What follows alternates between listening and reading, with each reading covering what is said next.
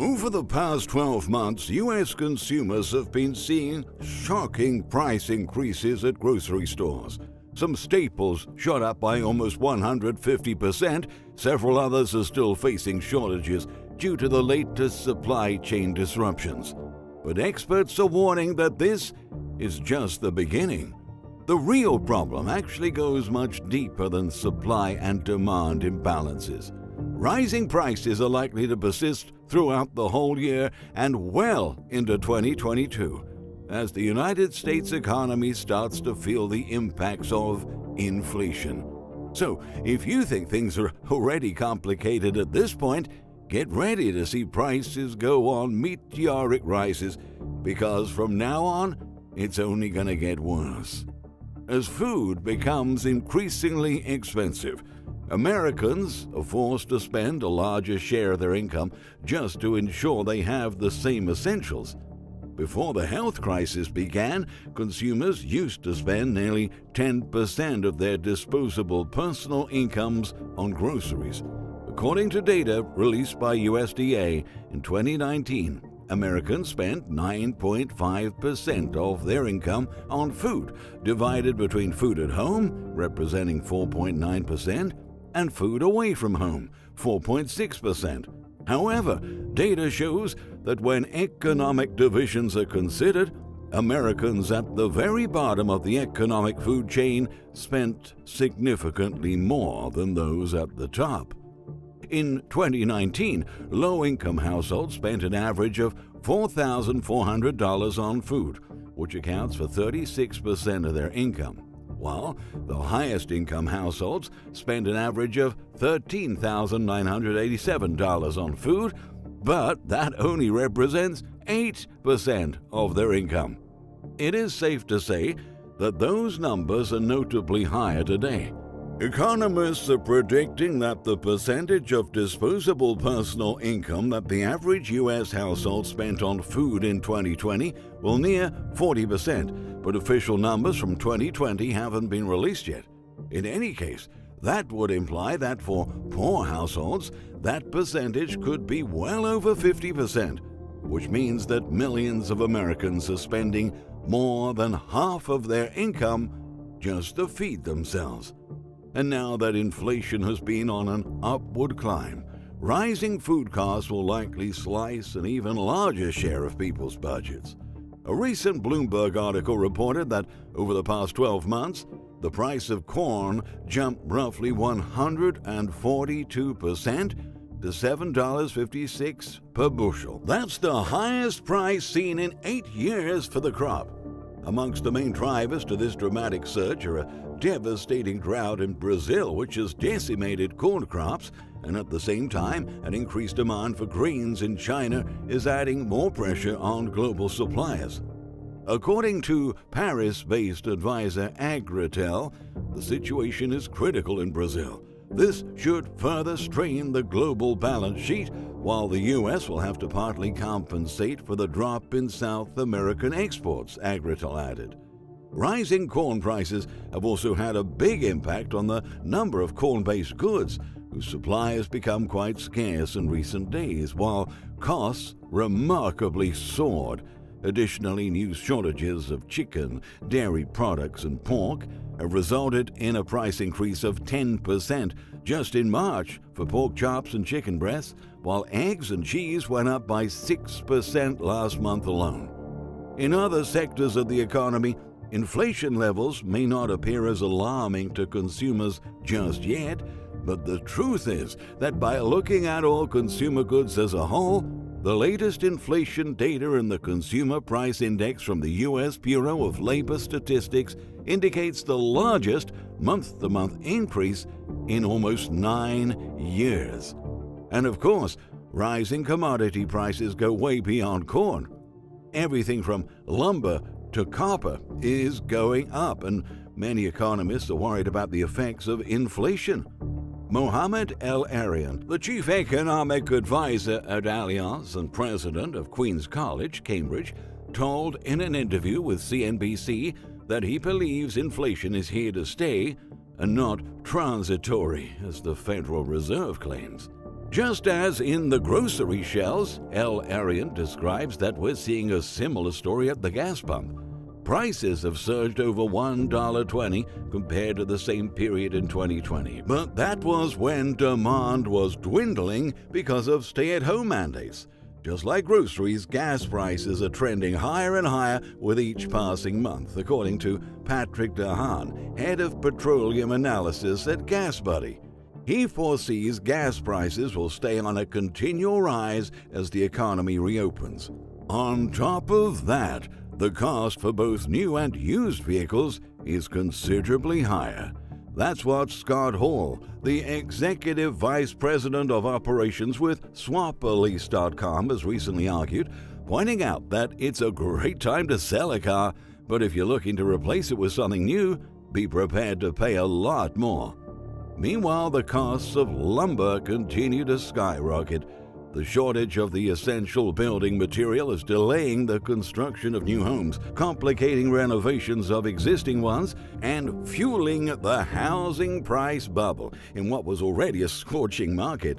Last week, lumber prices have pushed the price of an average new single-family home $35,000 higher. But this week, there was an increase of almost $1,000 in that figure. According to an analysis by the National Association of Home Builders, lumber is adding $35,872 to the cost of a new home, and there's no end in sight for this upward trend.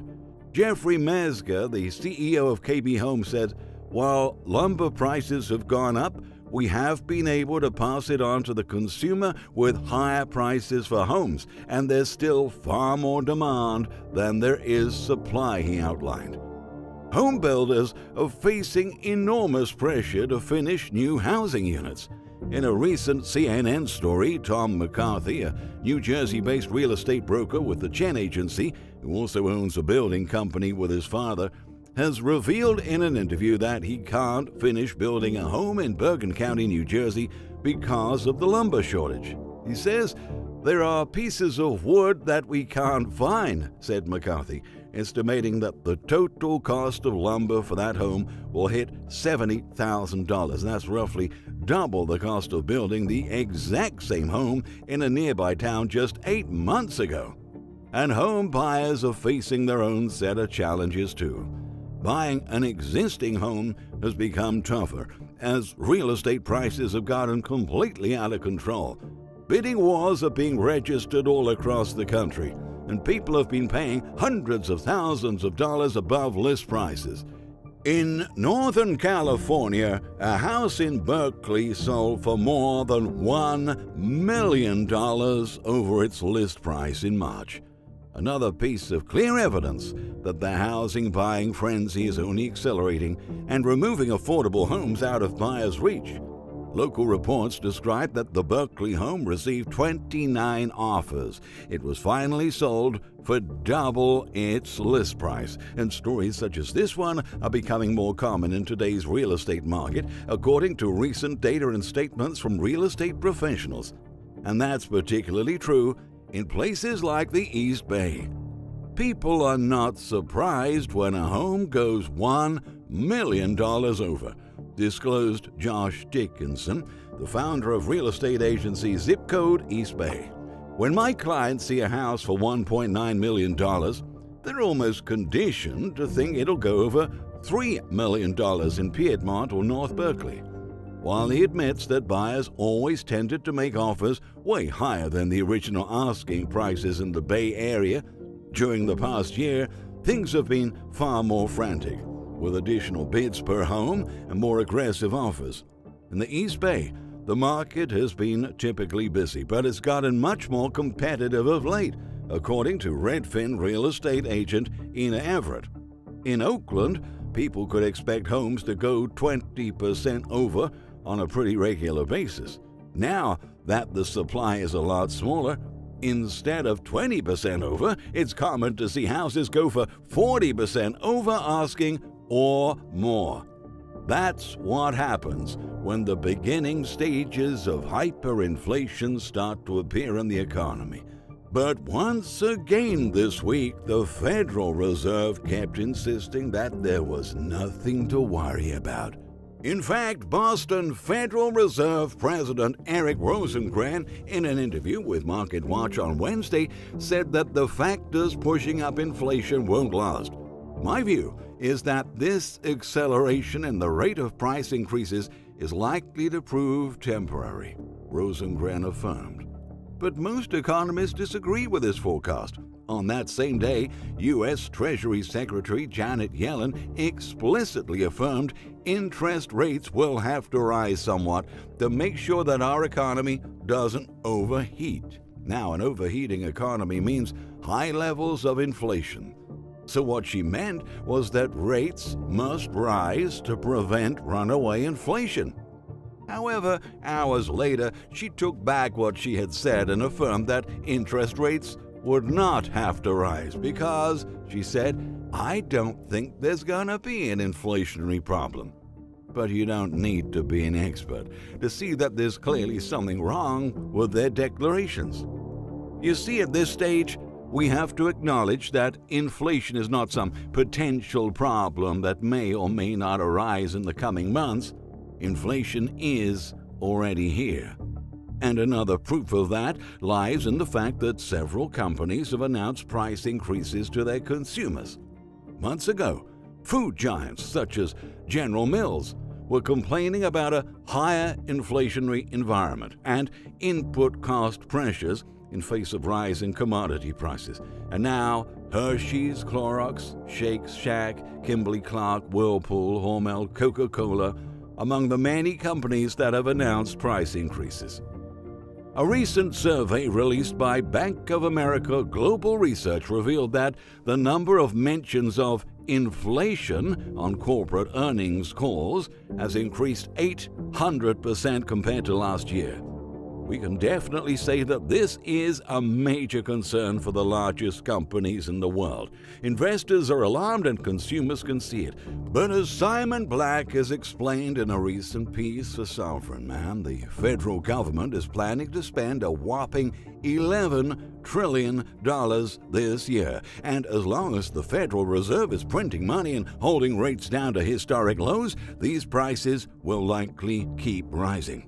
The spending plan that was supposed to help the population to make it through the worst economic recession in decades has ended up deteriorating people's purchasing power to the point of snatching up half of the income of millions of U.S. households so that they can buy food.